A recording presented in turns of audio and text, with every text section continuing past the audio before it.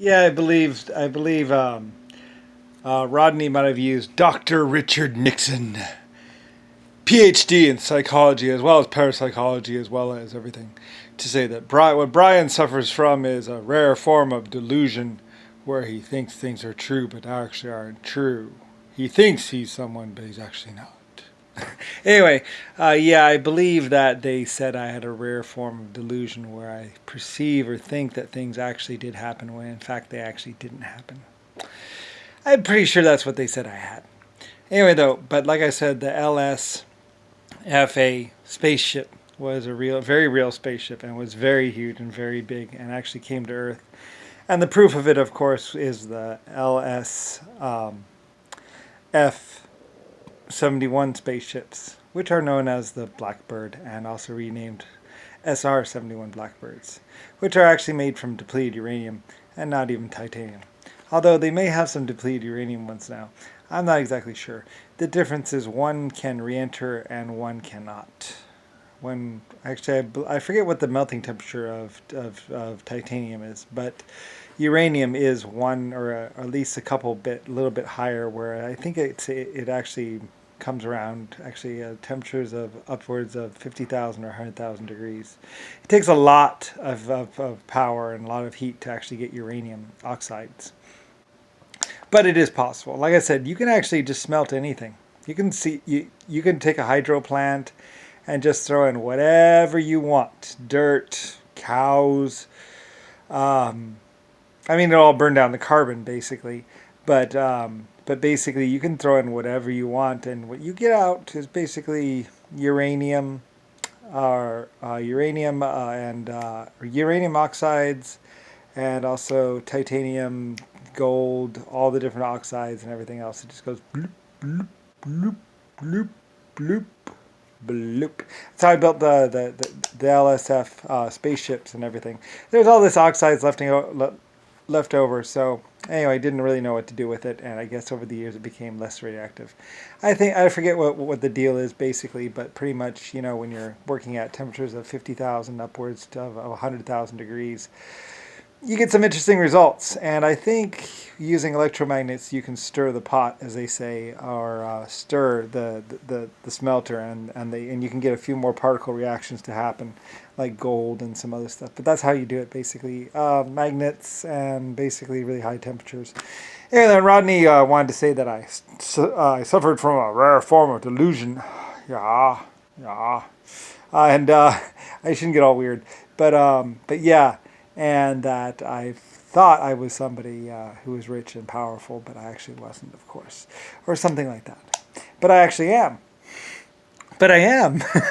But I actually am Lucifer Star, and I knew of the SR-71s and the depleted uranium ships, as well as the depleted uranium ALSAFA spaceship, as well as the ALSF. I mean the LSFA spaceship.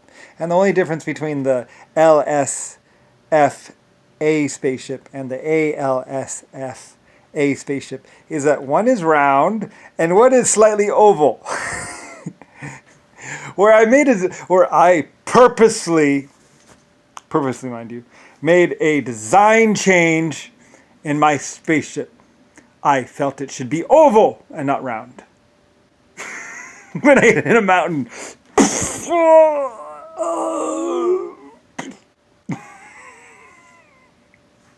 It's a good story. I can't believe they covered it up.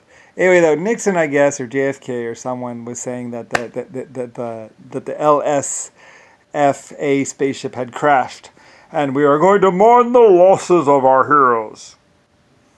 And they did the radio show where it's like, oh my God, we're burning, we're dying, or something like that. Anyway, I don't really know. I just know that basically Dr. Richard Nixon was doing a lawsuit on the behalf of the poor people who died in that space in the space shuttle accident that took all the lives of the LSFA spacecraft members. But the only thing is, like I said, it wasn't the LSFA spaceship anymore. It was the ALSFA spaceship after the design change of when we got to the planet, and I basically flattened it. I pancaked it just a little bit. It just shortened it by a couple feet. I think it was like 20 feet or something like that. It became less round. Anyway, but we were down, so it was fine. Like I said, and then it went, the big fins. It went, and then anyway, they covered it all up, I guess. Apparently, Nixon said that all hands had been lost on board, and we are mourning their loss. It's like, how do you exactly know that all hands are lost? We cannot gain radio contact. Anyway, they declared me dead. They declared all the crew dead, I think, is what happened basically. But we didn't die. We were woo. Anyway, whatever. Anyway, yeah. Basically, he had a radio station, and he was basically just broadcasting to the radio about all the stuff that happened to the LSFA thing, and basically it was just a fake radio program that they called. I think they called it the LSFA radio show or something like that, and once a week they would go in and be like, "Mission Control, this is Mission Control. Do you read?" Click. Anyway, I think they would keep the mic down or something like that, or I don't know. I'm not exactly sure, but basically they blocked all radio transmissions to Earth from or something, so we couldn't contact Earth either. No one could contact Earth actually for like 40 years. Anyway, though, we were happily out there going yee, yeah, with all my other life forms. So anyway, yeah. And it was a good time and really a lot of fun and all that other stuff. And basically we cruised around the galaxy together. And it was great. And I think eventually we landed back here. I don't know. At some point in time we came back here. But anyway, whatever. Anyway, Nixon didn't want to cover it up, of course. And didn't want anybody to know about his little lie. And about how the ALS... Well... It came back, and that's the funny thing, like we came back as the ALSFA spaceship. So no one really connected the dots between the LSFA spaceship, which had supposedly crashed with all hands on board, and everybody had died. It was a horrible tragedy in this nation's history, and we have never regained space travel flight ever since then.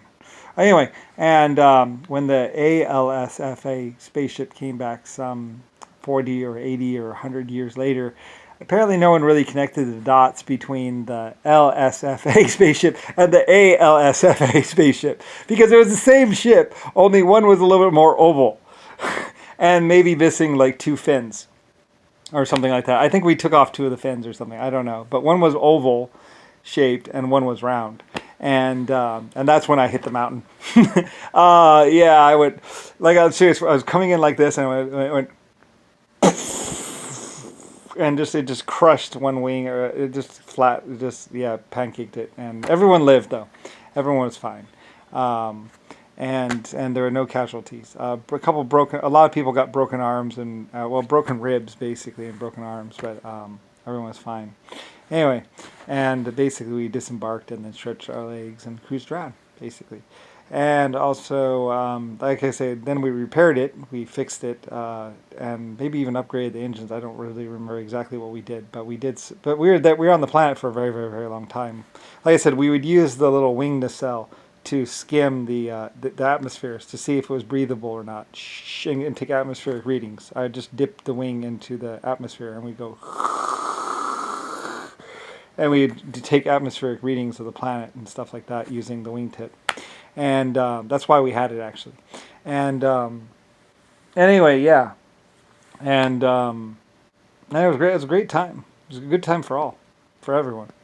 Anyway, so kind of interesting, actually. Only problem is, it kind of like, well, I mean, it kind of gave us this little turn or whatever. But anyway, whatever. We countered it. I don't really know exactly the details. It was a long time ago, a long time ago. Like, I crashed it like 3 times since then or whatever. Like I said, I hit a mountain and dropped. But I didn't hurt the thrusters that time. That time the thrusters were fine.